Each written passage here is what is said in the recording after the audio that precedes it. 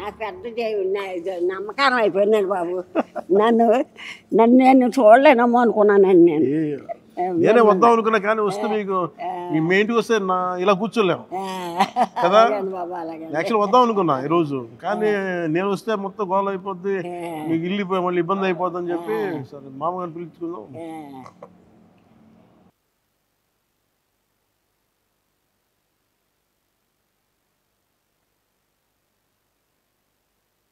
Sir మీకోసం ఇది check ఒకటి ఇస్తున్నా, ఇది మీరు బ్యాంకులో వేసుకోండి 50,000 రూపాయలు.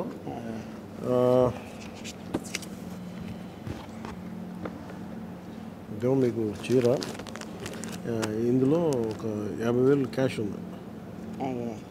మీరు 20,000 ఇల్లు కట్టాలని ఏదైనా కట్టాలని అవసరం చేసి పెడతాను ఇంకా మీకు.